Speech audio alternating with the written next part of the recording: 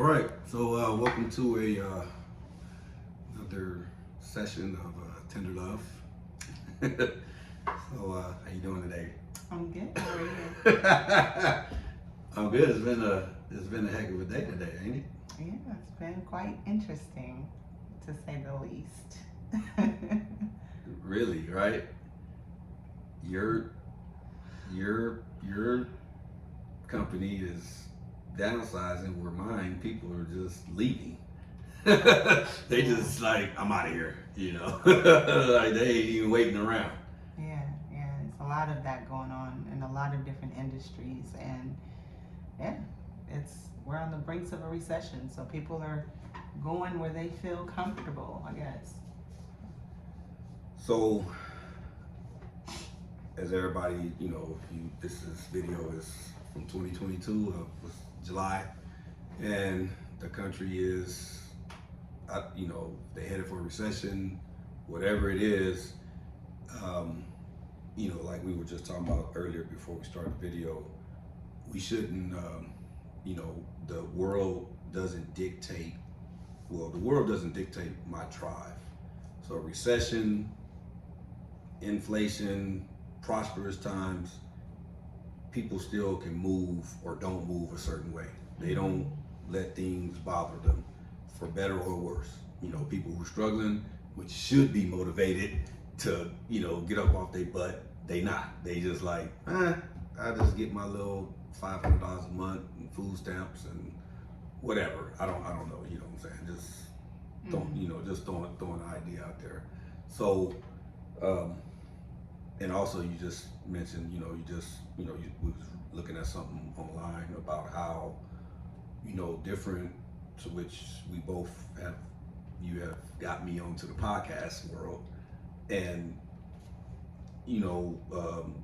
telling me every day about different podcasts that you watch, about Money Matters, about how people, stop working for other companies and start a business. So I think that we should start there, because that right there is a whole mindset of even whether you want to be the worker bee or you want to be the queen bee, and the queen bee because of your own company, because you yourself, myself am a company. That's where the company starts with me first, right? That's what I think. Yeah, but some people don't have that worker queen bee mentality, and they're okay with living average lives.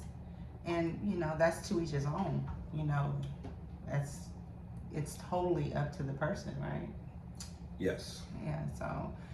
So you have people who want a little bit more out of life, and they don't want to live within just the regular means of a 9 to 5 or just over broke a job, and they want to set up systems and set up multiple streams of income so that they're not one check from being homeless, So, and again, it seemed like I said, we should just keep a camera with us at all times, because we've talked about things like this multiple times since, us knowing each other. And that's one thing that I do, that's a benefit of being with you, is that you're not just one dimensional. You're not just all about fashion. You're just not all about working or entrepreneurship.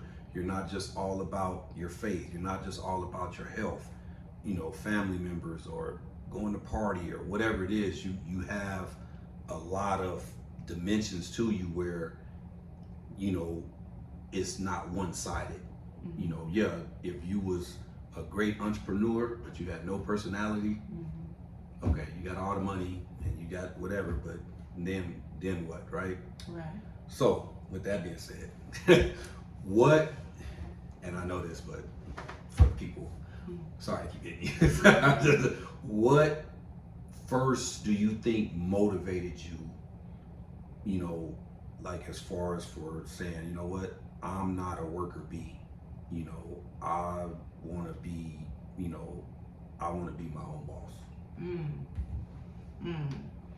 I think just growing up in corporate America, you're always put in this box, especially as an African American woman, a black woman, excuse me, like you're put in a box. Mhm. And so you only can get as far as they allow you to get. And so it was never enough. Even though, most people were like, "Are you crazy? You're making a lot of money. Are you kidding me?" And I'm like, no, because the more you make, the more you spend. So I just didn't like being confined in that box. And so once I started doing other things, whether it was selling the cookies, selling hoodies, selling hats, doing things on the side, making that extra money, and I was like, oh, there's no taxes on this. There's no, the sky is the limit really when you have that flexibility on, doing your own thing. So yeah, so I just never felt comfortable at work. So I've always had a job, but I just knew that just like all it takes is one bad recession and your job could be gone. And then what do you have? So that just always made me nervous, especially, having children and stuff. You just want to have stability. Right. So I heard you say that people that knew you, they would say that you made a lot of money, that they deemed whatever, they thought you, to them, it was a lot of money. Mm-hmm. That right there is an issue that we've been, in my opinion, conditioned to believe that. Just say, for instance, in the year, I think you told me you started kind of corporate America, 99, 2000-ish, around that time, right? Mm-hmm. Give or take a few years, Yeah. right? Okay. And you were making, we just gonna say you was making $20 an hour then. So for the people who know, $20 an hour 20 some years ago was decent money. Not saying it wasn't, but was it rich money? Was it money where you could go stay in Santa Monica money in Culver City or any of the West Coast? Was it money that you can pay all your bills and still have money left over at the end of the month? It wasn't that type of money. So that mindset, you sent me a podcast today to which I have listened to. I listened to some of it, but you sent me some in the past where they've talked about that mindset of, oh, well, I'm gonna just dangle this carrot out in front of you. Well, what if I just don't want that one carrot, but I want the whole stalk? Mm-hmm. And then I want to grow my own stalks. Mm-hmm. That's a mentality, right? Not just saying, oh, you're gonna give me $20 an hour. Oh, you know what? They just gave me $2 more an hour raise. Man, that ain't no money. Cause you still, like you said, one false move. You late one day, they can say, hey, Turner, you was late today, man. You fired. That's right. I've been working there 20 years. Mm-hmm. I come to work late, they can fire me if they want to. Yeah. They have all the power. That mentality of, ooh, $20 an hour or $50, it don't matter what it is. That's not no bunch of money because you still working for somebody else. Right. But some people are complacent, some people are lazy, and they just want to do enough to get by. And they've been struggling so long that they don't even care. It's just always been a struggle, so that's just the story. And so those are the same people who complain about the gas prices, that they're the ones who complain about this, that, and the third, but they don't want to do anything to get out of that situation because, number one, sometimes, their situation, their environment is over, they're conducive to their environment. They're just, this is what everybody else around me is doing, so I'm doing good compared to them, so it's all good. When there's a lot more to life, and then they don't have any influences, people who are, like mentors or people who are trying to motivate them and say, hey, you can do more. Because sometimes I think they look at their parents and their parents have that mentality of, get a job and, be happy with it. Just be happy that you got the job. Be happy that it has benefits. And then that's that.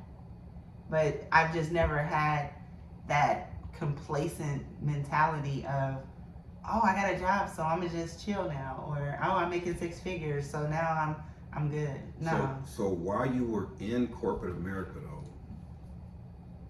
and you said that's when you started that's when you got the mindset of, you know what, I gotta get out of this. Mm-hmm. Was it a specific event or was it just like time or something, or what? It was me changing my environment. So I met somebody who put me on to their hustle, and I seen how they were moving, and I was like, oh, they was grinding. You know, they was selling stuff, reselling stuff, and they put me on, and then I started getting into the move of grinding. You know, I had like 2 different hustles on top of another job, so I had 2 jobs and then some, but they exposed me to the better part of life, so to speak. So I was like, oh, I can go give me a massage when I want to get a massage. I can go do, you know, it just gave me some leverage. It gave me I felt a little bit freer than when I was just robbing Peter to pay Paul with the job. Right.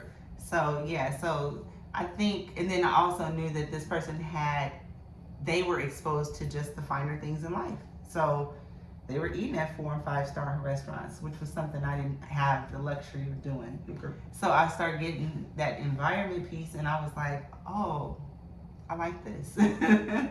So that's where it all started for me. Okay. How about with you? My entrepreneur started, like, my mindset started, I was in high school. Like, I saw the same thing what you see, that neighborhood people, working class, they just, back before, you know, I graduated, before that, people were just go to high school, get a job at a factory, get a job at the phone, like we were saying, or the city job, get a city job with a pension, or any factory job with a pension, and work 30 years and retire, 40 years and retire. Mm-hmm. That's the mindset. So that mindset of what I saw, and then me growing up, and my parents both had those type of jobs, but I didn't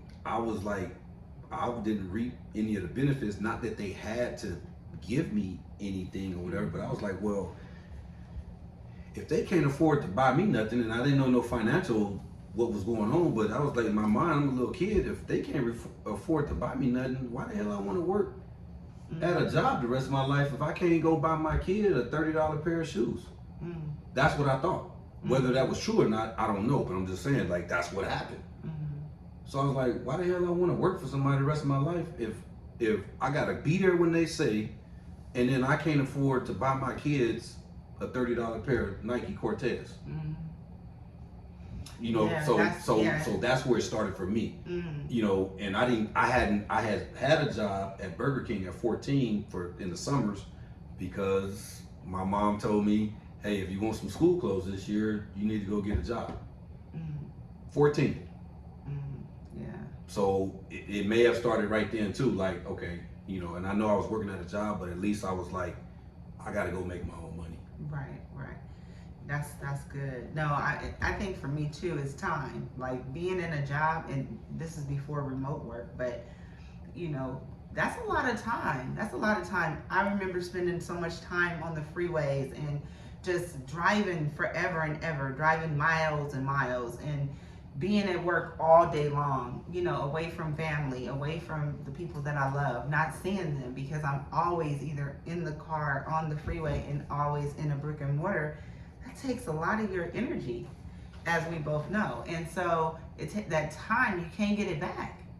And if I'm in the boardroom all day long with, you know, it wasn't serving my purpose. That wasn't what God asked me to. He didn't put that in my heart to do. So it was a means. It's been a means. And I'm not saying that, even now, it's still a means. Work is a means. It's just to keep our livelihood stable and whatever. But trust me, just developing these systems outside of work is going to be more beneficial in the long run, for sure. For so many different reasons. Okay, so what like your friends that said, hey, you making good money? I know for me, I had the mentality back, this is 30 years ago, Mm-hmm. but if somebody told me, hey man, I told myself, if I could land a 6-figure job, $100,000 a year job, I made it. You know, like, this is before I got the mindset or whatever. I was like, if I'm making that, yeah, man, I done made it. And so that mentality of still working for somebody, because even if they paying me $100,000, how much is the company making? And I'm just not the only employee there, right? So I'm making 100 grand. How much is the company making? You're absolutely right. But not only from that perspective, but also how much taxes are you getting? The government is robbing you right off the cuff. You're getting the more you taxed. make, huh? You're getting taxed like crazy. Then you go out and buy something, you're being taxed. So how much are you really, really making every year? If you're making the 100,000 or more, you know, so it does from a perspective. And then you got all these other fees. By the time you get your check is not reflective of that $100,000 at the end of the day. So, yeah. And then I don't get excited about it. you said a key word when we first started, or I said it with the inflation or whatever. I know you said it. You know, you told me the other day it's 9% inflation, almost whatever it is, something close to that. Mhm. So whatever city you stay in, if you have a job, the rent could be $100. They're gonna set the job pay rate at that, where at the end of the month they're gonna leave you broke. Right. You know, I'm talking about on average. Now it's true, some people can make more, some people make less, but just the average, they're gonna set all those. They're gonna set the gas, the food, the rents, all that to where you're still gonna be broke at the end of the year if you're median. You know, not that if you have another profession you're making more. So when you have, and I thought about this, if I'm an entrepreneur and I got a business and I'm selling paper, the more paper I sell, the more money I make, regardless of whatever the market does. I'm making my money. So now I'm gonna try to guarantee myself not being broke at the end of the month when I pay my bills. Well, yeah, but then you also got to realize that when you're a business owner, now you're paying for your cell phone because you're a business owner. Now you can, every time you go eat or whenever you buy groceries, whatever, now you're using this as a tax write-off. So now you're getting all that money back and then some. So you have way more to leverage as opposed to being the worker bee, only the worker bee, right? Mm-hmm. So yeah, you're right. Like being your own boss, you definitely get a lot more. You can buy a car through your LLC or your S corp. You can buy houses through that. It's just it's just much more money to leverage. So let's get on that, because although I had the entrepreneur mindset, and you do too, it's a lot to learn about running a business. Mm-hmm. You know, it's a lot to learn. You can make mistakes. You can, you know, if you put your trust in somebody, you don't know if they're gonna rob. You know, you got accountants or whatever. Mm-hmm. All these things come into play. Right. So when I first started, I had my stereo shop. I was 23. I was 23 years old. Yeah. And I didn't know what I was doing. I knew, okay, buy some radios, stereos, whatever, amps, and sell them and install them. But before I could do that, I had to learn about how to go name the business, all these different prerequisites that everybody that gets in business had to do. And back then, the internet wasn't what it was now. They had internet, but it was not nowhere near what it was now. You know, so just because you have that mindset, and like you said, you can write off, you know, certain things or whatever, everybody still doesn't know how to do that. And some people are more successful in their businesses than others. I did learn that if you go into business for yourself, it has to be something that you have a genuine interest in. You can't just well, I'm not saying you can't, but to me, I don't think you're gonna work the same with it if you selling pens and you're not really, just because they, you know, oh, I can sell these pens and make money. But if, you know, you're not really motivated to sell the pens, you don't even care about the pens. You just, of course, you want to take care of your family. You want to, you know, eat, like you said, eat the 5-star restaurants, got the massages, all that.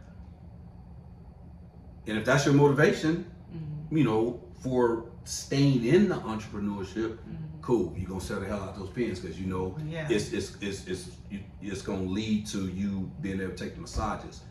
So my mindset Yeah, one of them, I like the money too, don't get me wrong. I want to go eat at a good restaurant, when I want to go eat, have the option to get a massage. But I want to have that option to do that also.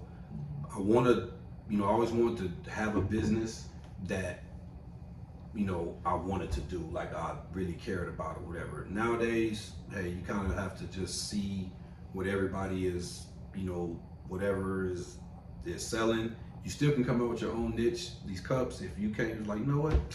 Start making these freaking tall cups right here or whatever, and they start selling. Cool. You didn't got in, you found your niche, cool, and you making money.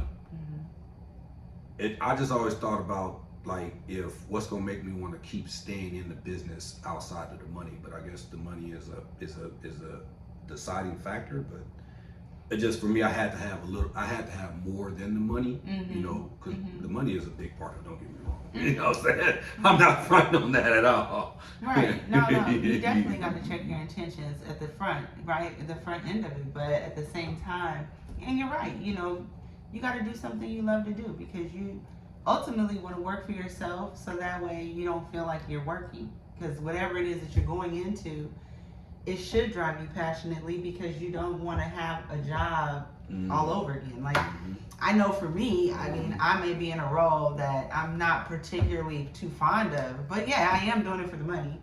I'm gonna do a damn good job though, because I need to make sure that there is longevity in this until I make that jump all the way, that leap into what it is I ultimately want to do by myself or as an entrepreneur or whatever. But yeah, you're right. We don't know a lot about so many different things, especially in today's time, because things are evolving and there's so many things that are happening now, and it's moving at fast light speed. But there's also so many different references. You got YouTube University, you got all these different, courses you can take for 2 days, 3 days, whatever, to teach you and to keep you relevant, right? So I don't know. Some people, they just stay in a one little lane because they don't know, or they're afraid to kind of jump off into the deep end. So that was my point of me bringing up the, you're gonna make mistakes, and I know you could, take courses and all that. All that information has been there. Before the YouTube, it was books. The information has always been there. Yeah. It's going back to what we started with, what we was talking about, the mindset. Do you have that go-getter mindset? For entrepreneur, you got to be a go-getter. You can't be lazy and be an entrepreneur and it's your business, because ultimately you're in the sales business. You're selling a product, whether you're selling, like you selling an ebook, you selling a course, a speaking, you selling motivational speak, whatever it is, you need people to buy whatever that you're selling. So you're in the sales business. Yeah. So you can't be lazy, so that's what I was saying about making the mistakes and not knowing, not seeking the information, thinking that, I know for me, I'll speak for myself. When I started, I went around and asked. I know I started a stereo shop, so in that area, I went to every stereo shop in that like probably 10-mile radius and picked the brains of all the guys. I used to go by there anyway, even before I got the shop, because I was laying the groundwork. So in essence, I was in today's time going by the YouTube thing and just asking the people, and they was helpful. And then I would go ask this person. I wouldn't just take one person's word. I would go. So in essence, watching what me and you do on YouTube. If I don't know how to do something, I go on there and be like, okay, and then I go to another one, and I normally do 3 to make sure that it's right. So I was checking, and so I did that. So what you said, but some people, for one, think they know it all. And they may know a lot of stuff, but nobody knows everything. Right. So I'm saying that goes back to the mindset. That's a whole mindset of, just because you want to be an entrepreneur, you still have to be humble. You still got to show gratitude for even being in a situation. Even if you start selling, you told me somebody on YouTube.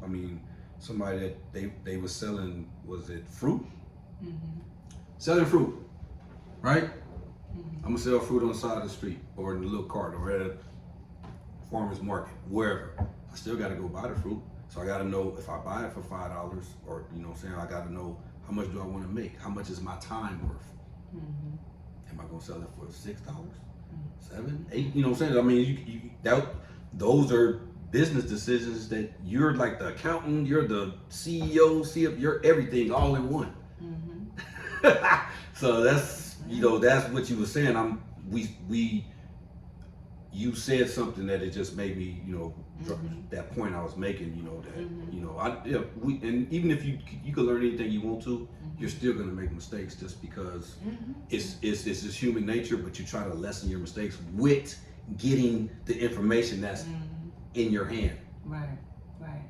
I think mistakes are the good things, right? Like I think failing forward, as long as you're failing forward, it's all good. You know what I'm saying? But I think we learn the best when we make the mistakes and everything, but especially in business. Sometimes they be expensive mistakes, but I think those are even more crucial because you're just that more mindful about getting the right people in your corner. You're that more mindful about being humble. You're that more mindful about, you know, just all of those things because especially when it's a financial mistake, those really hit hard, and sometimes it takes people a long time to jump back, but then sometimes it doesn't. Sometimes they'll when you're, you know, when you're successful, like they say, Donald Trump, he was bankrupt. There was some other billionaires who became bankrupt, but guess what? They got it back, and they got it back fast because they had this certain mindset, you know, and they also learned from that experience. So I think it's, you know, you're right. It's just it's a human nature thing. You're never gonna get through the process of a job or entrepreneurial endeavor or anything else without making mistakes. So what do you think about this? This is something else that I thought about. So most of the people I know have had jobs before. You know, some people may not have. They may have started, went into business when they're at whatever age. But for the people that do have jobs, and we talked about this, you just alluded to this. You've had a job since you were, don't hold me to this, 17. 15. Excuse me. That's okay. You were close. Correct me. 15. And so you've been working 30 years. You haven't been able to leave your job, mark the job workforce. You've had businesses that you've started, that you've done. You had side hustles, whatever they were. You have that entrepreneurial gene in you now. But you also said something that you get up and you still go to work every day now because you know that you have certain responsibilities, and you know that by you going to work now is going to allow you to become an entrepreneur because, for one, you're able to make money, save money, invest money here to, you know, and then so you're able to develop your own content for your courses, for all type of stuff. But what keeps you, I guess my question is, because we're talking about this too, what keeps you at the job, like getting up, like when you was having to get up every day and drive to work, you know, like you said, what keeps you doing that when you know I want to be an entrepreneur? You know, well, I want to have my business up and running. You are an entrepreneur in mind, but have your business up and running, or businesses. Yeah, no, it's just my personal philosophy, right? Like I'm a kind of person where, you know, I'm always constantly trying to be the best version of yesterday. So every day I'm striving to be 1% better. So if that means answering emails faster, if that means really taking the time to go back and look at things to make sure it's as perfect as it can be. I just feel like I just need to show up in the workplace. If I'm working, if I got a contract, that's a part of my integrity. That's a part of my, like I said, personal philosophy. So that's what keeps me going, and that's what keeps me at my best. Because again, as a Black woman in any corporate environment, and especially where I'm at, you got to show up, and you got to go 10 times harder than the average person, and that's real talk. You can't just be fly by night in it and barely getting by when you're in the skin that I'm in. And so I do know that. And so I'm always put my best foot forward as long as because it's a contract. And I think in terms of entrepreneurial, how do I want somebody to show up in my organization? Mm-hmm. And I always think about that. I'm an executive assistant, but I'm thinking in terms of one day I need to hire somebody colder than me. I want somebody better than me, like in that role, because you're doing everything in that role. You're supporting a high level executive, but also you're not only representing yourself, but you're representing that leader. And that leader, that's a huge, that's like a brand, that's a whole thing. It's like you're that billboard of that company. And so I have to represent, I sign that dotted line. They give me my check every 2 weeks. They give me their promise to me was to get benefits, great benefit package, a great financial package. So I have to go and make sure that I am doing what it states in that contract. So I don't take that lightly. So that's what keeps me going. Okay. How about with you? So me, it's my integrity, and it's kind of what you said. You just didn't say the exact word, but I know why you do it, but so we kind of have the same thing as far as that. You have integrity of, you work from home. Nobody's looking over your shoulder to make sure that you're working, but you still get it done. That's integrity. You're like you said, you sign on the dotted line. Hey, you got to do this, and I'm gonna give you this, and then they gonna give you a check. They never have to tell you that you did a good job. Your check is letting you, that you keep getting every 2 weeks, is letting you know you get a good job. I learned that from somebody. Yeah. When I was younger, I was like, man, they will never tell me I'm doing a good job. He said, they don't have to. They ain't gotta tell you. You still getting paid, ain't you? That's right. Black dude, old black dude. I was working at Caterpillar in Dallas. He said, they never have to come tell you that you're doing a good job, man. So for me, I just believe that you reap what you sow. Treat others how you want to be treated. Karma is a bee, all that. What you put out is what you're gonna get back.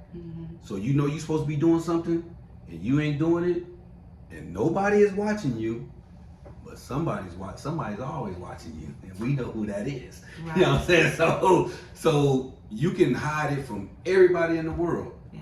But if you keep doing wrong, it's gonna eventually catch up with you. You know how I know? Because I've done some things, and then stuff didn't work out, and I'll be like, man. And then when I do it, I say, man, you shouldn't have did that. So I learned at an early age, real early age, not to try to short the system. Don't take the shortcuts.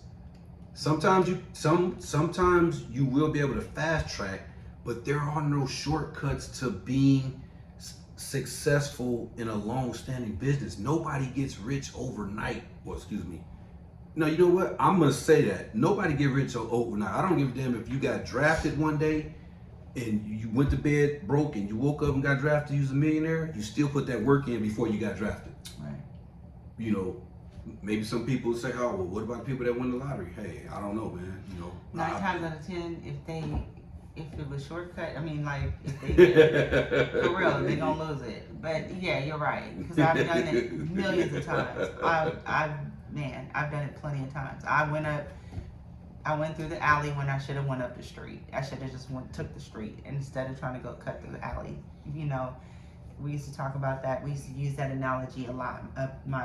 Myself and my old best friend, we used to always talk about, like, dang, we need to stop trying to take these shortcuts because they ultimately do set you back. So it's fool's gold, ain't it? At the time, it looked good. Like, it's right there. Like, but you need to go around the whole. Nobody wants that But it's pain. right there though. You know what I'm saying? No, you gotta go up this hill, back around, and then you can get it. That's crazy, huh? But you don't realize certain things, like you said. Experience is a great teacher. Yeah. You know, and that's a good point you made. So you sent me something yesterday, I believe, or it might have been earlier today. It was a story that you saw, maybe TikTok or in Instagram. It was in the classroom about, you know, the kids, about the entrepreneur mindset, teaching our kids younger. Now, with that said, some cultures, and even in our culture, even in our race or whatever, they do teach, but it's not widespread. The people I grew up with didn't have this mindset. You know, they're not teaching this in school for you to be business owners. They're still teaching you to go work for somebody. They don't want everybody to be business owners. You know. Right. So, what do you think can be done based off like that little? It was like a 1 minute video you sent me or whatever, however long it was. But I did watch it. I was like, oh damn, this is pretty cool. You know. Do you think that should be a what do you call it, like a class course in schools now? It should be like, and not just once. You know, I don't think it should just be once, but I would like to hear what you got to say about it.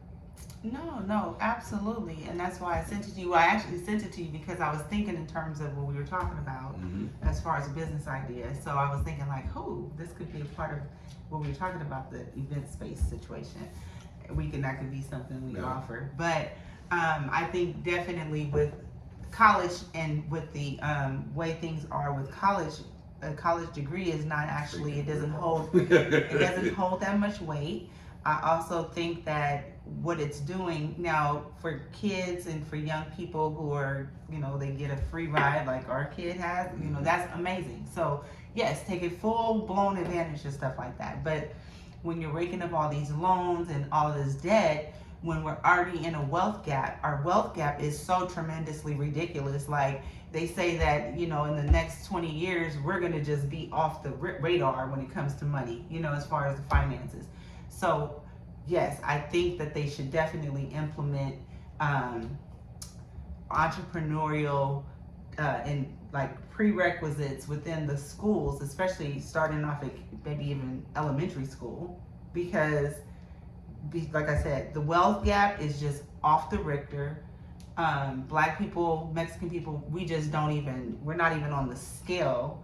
But thankfully now with all of these new entrepreneurs hitting the scene and they're becoming millionaires, people are on a mission. And so we need to definitely make sure that all this money that they're making, these people who are these influencers and all this stuff, they need to be really setting up systems for the younger minority children, so that way they don't have it, you know, they can have those opportunities afforded to them as well. Okay, so what's gonna make, I like what you said, people, you know, a lot of people make a lot of money. What's gonna make the masses say, you know what, we need to, you know, try to help to change the way that the schools are teaching? Because this needs to be something that the schools are teaching, in my opinion. But outside of that, if whoever needs to incorporate courses to teach these young kids outside of school, what's gonna make them pull together and do that? In your opinion, if I could think of anything, I could think of like social media.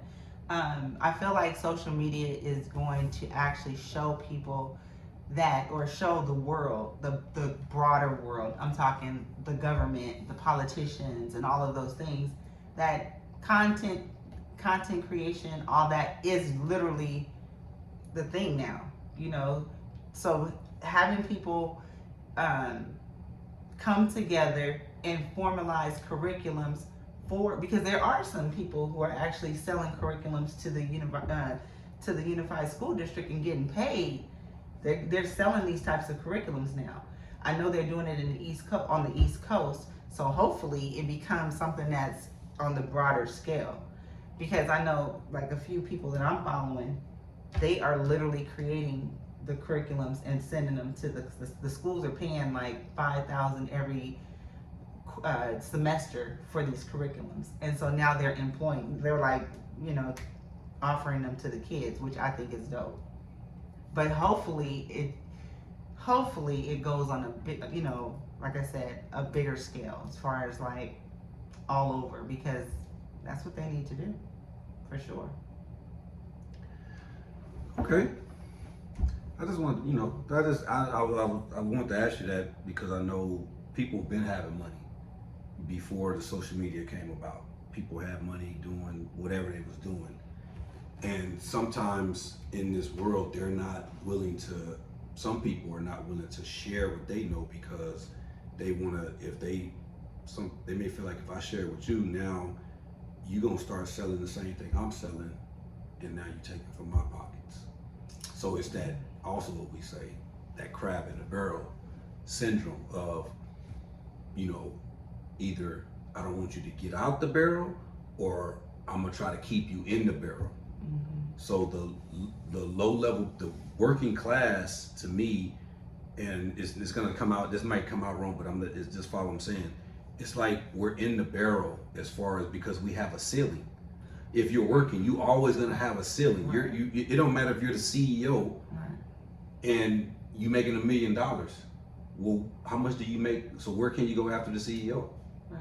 You see what I'm saying? It's not about the money amount. It's the how you feel about yourself. It's still not your company. Right. You're running somebody else's company. Yeah. Ultimately, Yeah. you still have to do what that board of directors, or if the owner says, "Hey, you know what? No," and he might not say nothing but once a year, but might tell you no. Mm-hmm. So it's not yours, because when it's yours, you can do what you want. You have advisors or whatever, but ultimately, hey, it's my decision. Mm-hmm. You know what I'm saying? So you got the working people who got the ceiling, we in the barrel, Mm-hmm. and then the people that entrepreneurs, some of them are out the barrel. It's entrepreneurs that's still in the barrel too. Mm-hmm. You know, in my opinion, because they do limit in business, like I said, but they still not willing to take those chances that could grow their company. They're just like, okay, I'm a business owner. I make, you know, $300,000 a year when they was making 50. So they like, I got enough money. I'm cool. So they put their own ceiling on themselves. Mm-hmm. They don't want to they don't want to advertise to sell 1 million pens. They cool with selling 100,000 pens. Mm-hmm. I'm cool with that. I don't want to hire no more workers. I don't want to do no more paperwork. I don't want to do this, do that, do that. And they put their own ceiling. Mm-hmm. So that's a whole thing too. So it's levels to the entrepreneurship. Yeah, and that's okay if they're doing the right thing with it, right? Like if they do the right thing with their money, if they say that they only want to bring in 300,000, that's cool. At least they don't have no board of directors who can kick them off of their square. You know, like it's just, I feel like you're right. That is so true. Like everybody can ultimately have a ceiling over their head, right? Mm-hmm. On how much they could make or how much they want to make. It's their own mindset. Mm-hmm. It's all about you. It's not, you know, you can go get the information like you can get all the information you want to, but if you don't apply it, Yeah, execute. I don't mean nothing, right? Right. Yeah, that's true. All right. So the way, just to wrap this up, Mm-hmm. we as a people as a whole need to educate our kids. Yes, you do need to study your course curriculums and math and English or whatever, you know, all that, so you can be literate, so you know how to count, so you know how to, you know, speak and all, whatever. But they need to ask, they need to just offer these courses, because some kids will grasp onto them, some of them not, and that's okay. Mm-hmm. Mm-hmm. I thought about something you said. You got people putting the content out, right? And they get paid based on the advertisers saying, hey, if you say something about my cup, I'll give you X amount of money. Right. Well, the advertiser's got to have, of the cup, or the owner of the cups, got to have people to buy the cups for them to be able to give the money to the content creators. Mm-hmm. So you still need people, the worker bees, just like in the bee colony, right? You Right. still, that's just what it is. It's always been that way, but that doesn't mean that it's just like, it doesn't mean it has to stay that way for the masses of people. You can still, like, it just, like you said, that inflation, when you said that the other day, and we've been knowing about how everything is set up, and people say, I'm gonna move to Texas, it's cheaper down there. It is.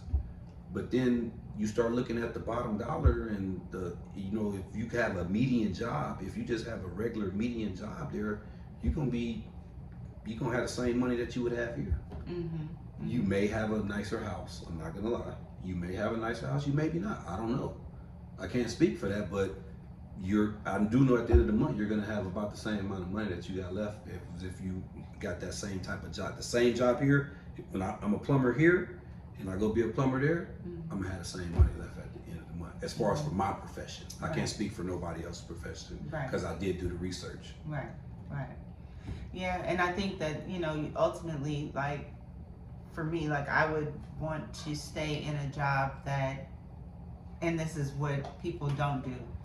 At the front end of things, you need to figure out what it is that's gonna make you happy. What do you want? Yes. What do you want? And be very specific.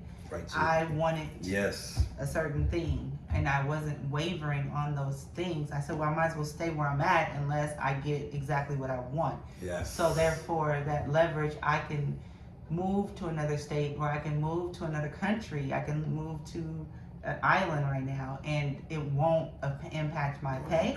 It won't impact nothing. I just pick up my computer and I'm gone.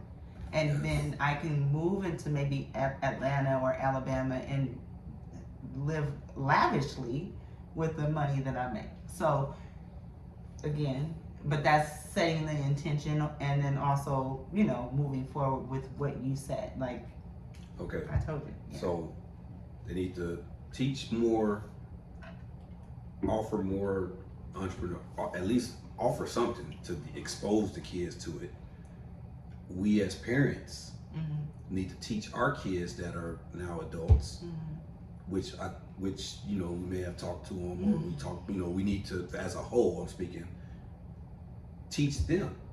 But if the parents don't have it, then that'll be hard. But I'm just saying, moving forward though, if you start it, then they'll pass it down, because as we know, some cultures pass it down. Yeah, they do, and they start young. They start those things when that's the what I'm kids saying. are really young. That's what I'm saying. So it is possible though. Oh, for That's sure. all I'm saying. It's possible. They put them to work in the business. Yes. They show them how to save. They give them the hands-on experience, as opposed to mostly minority kids where the house isn't set up the same. Parents is tired. Parents is trying to just make sure the kid has a meal, whether it's top ramen or cereal at night. It's a little different. We don't have the same story as most of these like minority people, or the majority, I guess it would be. We don't have it like that. They had an advantage, and I'm not giving us no out or no excuses either, but there was generational wealth was a real thing in like other cultures, as opposed to, but that does not, like I said, when you know better, you do better. Period. You know better, you do better.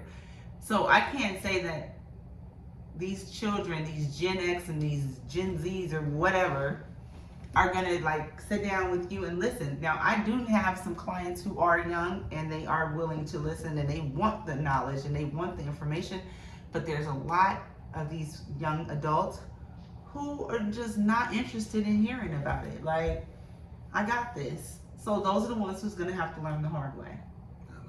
Period. Okay. Period. Right? Boom, boom, boom. So hopefully somebody will see this and be motivated to become a better person of what they ultimately want to be.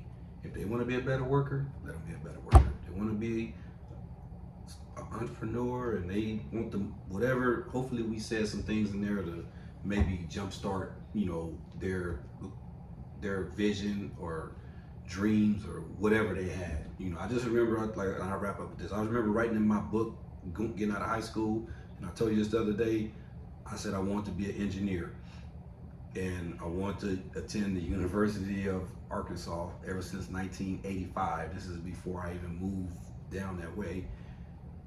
I wanted to work, be an engineer, get a job, and then in 10 years have my own business from high school, so at 28. So I had a plan. You know, I knew I didn't want to work the rest of my life. Like I said, I got the mentality, but I knew I had to start working somewhere. Right. At least, okay, I'll become an engineer, I got a degree, so now I got something in my back pocket. So if my entrepreneurial endeavors fail, I still have a fallback plan. Right. And that's another thing too. You always need to have a fallback plan, For sure. because every business that you go in is not going to be successful. That's just a fact. We want it to be, and we got good intentions, and everything is laid out, but ultimately you need people to buy your pen. That's right. Period. That's right. And you also have to stay relevant. You got to stay relevant too. So you gotta always keep it. You gotta keep it going. You gotta keep learning. You gotta keep growing. You can't just keep doing the same thing every single day and think you're gonna get some changes. There's not gonna be no changes. It's gonna be stagnation. You're gonna flatline. You can't go up if you're not investing in yourself. So, you know, just being mindful and just, like I always say, being intentional about, you know, okay, we're going into this next quarter, so what does that look like? Let me go ahead and get 3 more courses up under my belt. It ain't gonna take that long, but it'll help you in the long run. It gives you more options, more opportunities. Okay. That was a good, you did good, baby. Like a financial wizard over there. Yeah. All right. Until next time. We'll see y'all later.